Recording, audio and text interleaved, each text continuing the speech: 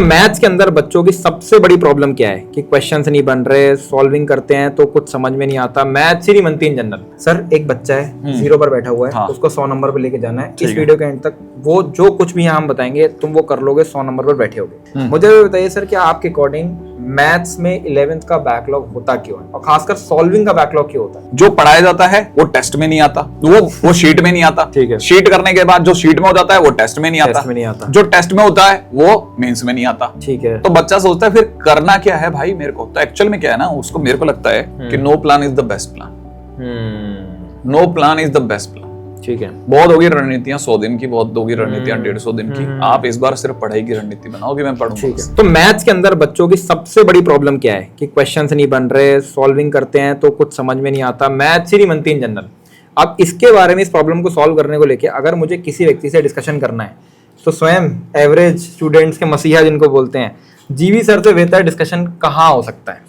Sir एक बच्चा है जीरो पर बैठा हुआ है, हाँ। उसको 100 नंबर पर लेके जाना है। इस वीडियो के एंड तक वो जो कुछ भी यहाँ हम बताएंगे तुम वो कर लोगे, 100 नंबर पर बैठे होगे। एक एक करके डिस्कशन करते हैं। सर पहली चीज ये बताइए कि वो बच्चा 11th में है। हाँ। 11th वेस्ट हो जाती है बच्चों की, लेकिन उससे पहले बताइए सर कि 11th में कौन से ऐसे चैप्टर्स हैं जो मतलब वेस्ट हो भी जाए तो एटलीस्ट ये तो कर ले जो 12वीं में काम आएंगे? देखिए क्वाड्रेटिक इक्वेशन हो गया पहला, तो सबसे पहले सीक्वेंस एंड प्रोग्रेशन हो गया, ठीक है ना। तीसरा बायनॉमियल थ्योरम हो गया, ठीक है। स्ट्रेट लाइन सर्कल और पीछे की चीजें। तो इसमें से कमेंट बताना तुमने कितने चैप्टर्स कर रखे हैं, और बहुत जरूरी है करना, क्योंकि इसके बिना 11th मतलब वेस्ट से भी वेस्ट है। तो सर देखिए पॉडकास्ट में आगे बढ़ने से पहले कुछ खाने का भी सामान आ चुका है। ढोकला है ना सर ये? हाँ, ट्राई तो करो। Okay okay okay. सर एक चीज यहीं पर, जैसे आपने कुछ चैप्टर्स तो मेरे को बता दिए, अब मेरे को ये बताइए कि सर थ्योरी करने के बाद बच्चे का बैकलॉग हो जाता है। हाँ। बड़ी प्रॉब्लम है, मतलब 99% बच्चों का बैकलॉग हो जाता है।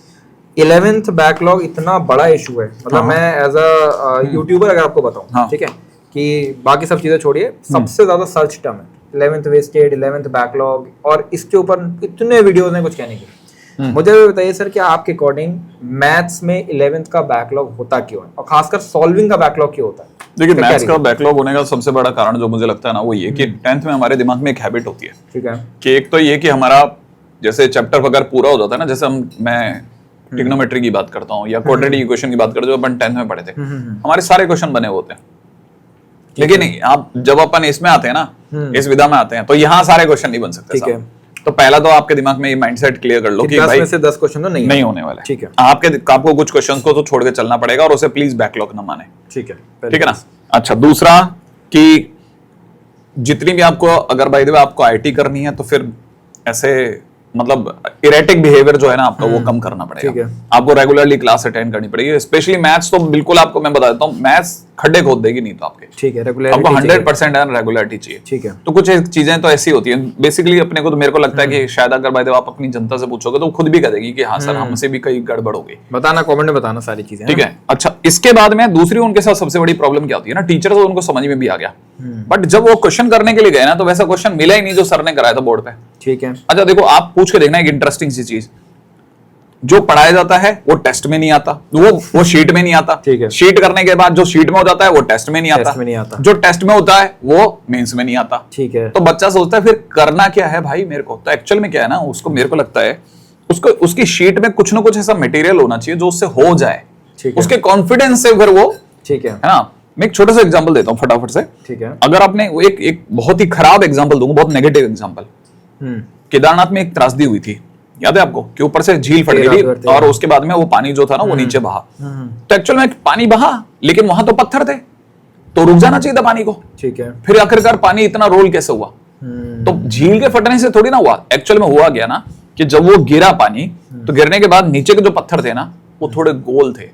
तो पहली बारी में जब वो उनसे टकराया, तो टकराने के बाद में पत्थर जो था ना वो घूमा, और उसके बाद में वो जो सिल्ट कहलाती है बेसिकली, सिल्ट पानी के साथ मिलकर के और तेज हो गई, और उसके बाद में एक मूवमेंट ऐसा आया जब उसने किसी को नहीं दिखी ना। ठीक है। तो ये कहानी बिल्कुल वैसी ही है कि आपसे जब पहला क्वेश्चन होता है, दूसरा क्वेश्चन होता है, तीसरा क्वेश्चन होता है, इट्स लाइक ए सिल्ट, फिर आपसे तीसरा चौथा, फिर आपको पता ही नहीं चलता कैसे दौड़ेगी। पता नहीं चलता, सही बात है। सर कोचिंग मटेरियल, बुक्स ये सब चीजें बच्चे लगाते हैं। एक सर मैंने मटेरियल ये आपका देखा, ये आपके सर एक बुक है ये मिनिमल, बड़ी बेहतरीन सा कवर है इसका। ये सर इसका क्या आपके अकॉर्डिंग यूज केस है? और मैंने इसमें देखा कि अंदर से सेग्रीगेशन भी आपने बड़ा प्यारा करके दिया है। पहले बहुत ही बेसिक से क्वेश्चंस हैं, फिर कुछ और मॉडरेट लेवल है, फिर थोड़ा सा फाइटिंग क्वेश्चंस हैं, फिर उसके बाद PYQs है। इसका मिनिमल बोल रहे हो, क्या यूज केस है इसका और कैसे बच्चा यूज करके अपना 11th बैकलॉग मतलब 11th को बचा सकता है एक तरीके से? मैंने अभी बताया ना आपको कि जैसे दिमाग के अंदर अगर भाई वही जो अभी मैंने सेल्ट वाला एग्जांपल, आपसे पहला क्वेश्चन हो जाएगा। अगर आपने पहला क्वेश्चन नहीं हुआ आपकी शीट का, दूसरा नहीं हुआ, तीसरा नहीं हुआ, चौथे क्वेश्चन के बाद में बच्चा वैसे ही हाथ छोड़ देता है। ठीक है। मैंने अभी जाकर के एक सेकंड हैंड बुक उसके अंदर देखा था कि जितनी भी सेकंड हैंड बुक्स थी ना, जितनी भी शीट थी, चाहे आप किसी भी XYZ किसी भी बढ़िया से बढ़िया बुक का नाम ले लो, ठीक है, सारी कोरी पड़ी थी। अच्छा। बच्चे से वो नहीं हुई। ठीक है। क्यों नहीं हुई? क्योंकि उसमें बेसिक क्वेश्चन ही नहीं थे, ऐसे क्वेश्चन ही नहीं थे जो होंगे।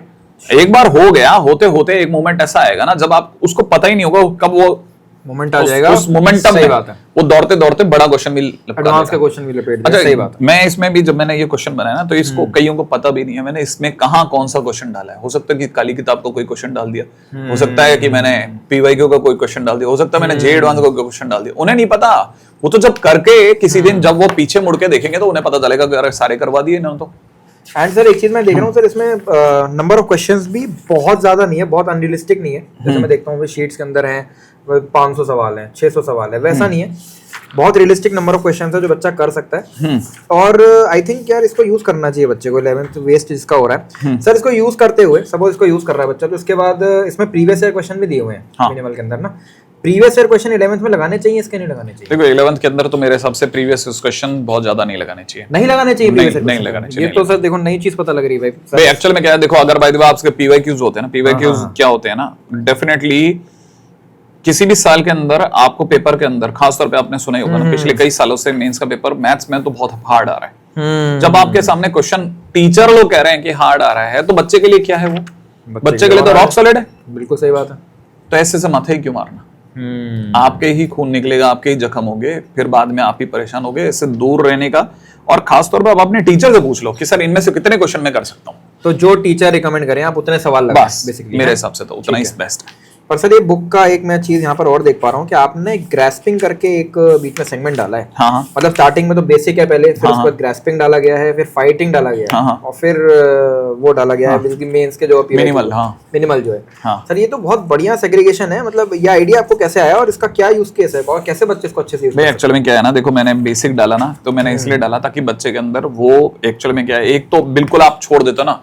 मैं चाहता हूँ ये किताब वैसे देखे, जो व्हाइट, आज राकेश सर से मैंने इसका इनॉग्रेशन कराया था। अच्छा। उन्होंने इसका नाम रखा व्हाइट बुक। ठीक है। ठीक है, क्या ना बच्चों को कहना कि व्हाइट बुक है, कलर बुक है ना, जैसा अलग अलग कलर से व्हाइट बुक। हाँ ठीक है। तो अब मैं चाहता हूँ भाई साहब आप इस बुक को काला कर दो, आप इसे आप काला कर दो। बहुत हो गया, बहुत आतंक मच गया, एक तरह का माफिया सेट है कि जो आपको कभी भी अच्छी, जिसे कहते हैं ना लोअर कैटेगरी, जो होने लायक क्वेश्चन है उन तक कभी आपको आने नहीं देना चाहता। ठीक है। क्योंकि उन्हें अपना एक स्टैंडर्ड मेंटेन करना है। ठीक है। ठीक है, बहुत हो गया। मुझे लगता है कि एक बार गाली खा के ही सही, लेकिन अगर आप ये किताब लेते हैं, ठीक है, मैं चाहता हूं आपसे क्वेश्चन बने। जब आपसे पहला पार्ट होगा, सेकंड अपने आप बनेगा, सेकंड होगा तो थर्ड अपने आप बनेगा। तो मैंने नाम ये रखा ग्रास्पिंग। ग्रास्पिंग मतलब मैं ग्रहण कर चुका हूं साहब। ठीक है सर, एक चीज और बताइएगा, कोई सवाल मेरे से नहीं बन रहा है लास्ट में आके, तो मुझे उसे कैसे अप्रोच करना चाहिए? और इसके साथ में मेरे को एक बार इसका मेथड भी बता दिया कि एक सही तरीका एक चैप्टर को एडवांस लेवल तक ले जाने का क्या है, उसका स्टेप बाय स्टेप प्रोसेस क्या है कि थ्योरी। देखो एक्चुअली में क्या है ना, ये बड़ा इंटरेस्टिंग है। तुमने तो यार NIT निकाली है, ठीक है, तुमने अपने टाइम में तैयारी भी करी होगी। कई बार ऐसा सच में नहीं होता था क्या कि जब तुम एक कोई मैथ्स की शीट लेकर के बैठते थे और पता चलता था कि उस शीट के अंदर तुमसे पहले घंटे में मुश्किल से 2 ही क्वेश्चन हुए? होता था, बहुत बार होता है। अच्छा, फिर लेकिन अगर बाय द वे आप वही 1 घंटे की जगह 2 घंटे की स्टडी स्पैन कर लेते थे, तो क्या आपसे 2 दूनी 4 होते थे या 5 हो जाते थे? हाँ सर, 5 हो जाते थे। कहीं ना कहीं वो चीज जो पहले 2 क्वेश्चन थे उसकी लर्निंग काम आती थी, वो उसमें जो समय लगाया गया, उसमें जो पूरा ब्रेनस्टॉर्मिंग करी गई, वो काम आती थी। तो मैं एक्चुअली में बच्चों उसको यही कहता हूँ कि भाई देखो, एक्चुअली में मैथ्स में बैठे हो तो 3 घंटे से नीचे मत बैठना। पहले घंटे में हो सकता है 1 भी ना हो, सही बात है, लेकिन सेकंड जब आप बैठोगे ना तो आपके 5 हो जाएंगे। तीसरे में आपके 5 दूनी 10 नहीं होंगे, आपसे हो सकता है 13-15 ही हो जाए।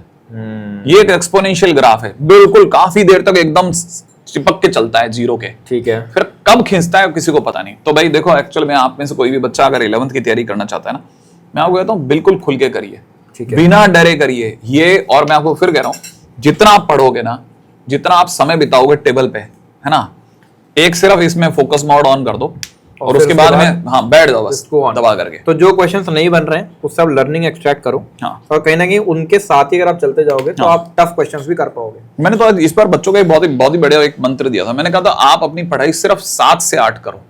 ठीक है। अब बच्चे सोचे 7 से 8 1 घंटा पढ़ना है क्या? नहीं, सुबह 7 बजे से लेकर रात के 8 बजे तक पढ़ ले। ठीक है ना। अगर तूने इतने देर पढ़ लिया, इसमें तेरा स्कूल भी आ गया, कोचिंग भी आ गई, सब आ गया।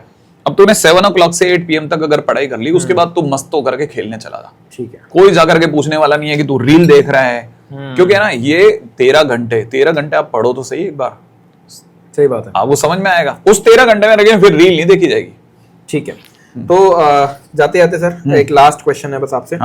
थ्योरी मैंने कर ली, सॉल्विंग में कर लूं, जो क्वेश्चंस ना बने मैं अपने एक अलग से कॉपी बना लूं जिसमें मैं नोट डाउन कर लूं या मैं एक तरीके से लर्निंग एक्सट्रैक्ट कर लूं उससे। उसके बाद मैं पास्ट ईयर क्वेश्चन जो टीचर मेरे को बता रहे हैं कि भाई ये सवाल लगा ले, वो क्वेश्चंस में लगा लो। लेक्चर देख के जब मैं आऊंगा क्लास से, उसके बाद एक बार मैं रिवाइज करूंगा सारे के सारे क्वेश्चन जो क्लास में कराए गए थे, ताकि मेरी प्रॉब्लम सॉल्विंग थोड़ी इंप्रूव हो सके जब मैं शीट्स पे जाऊंगा। इसके अलावा कोई चीज मैंने मिस कर दी हो, अगर यही स्ट्रैटेजी है मैथ्स के लिए? देखो, अगर भाई जो 11th से 12th में आ रहे हो तो इसका मतलब ये कि तुमने अपनी गलतियों को समझ तो लिया है। ठीक है। इसका मतलब ये कि अभी किसी भी तरह की, और देखो मैं आपको बताता हूँ, एक है ना किसी टाइम पे एक है ना कोट चलती थी, वही है कि no plan is the best plan. No plan is the best plan.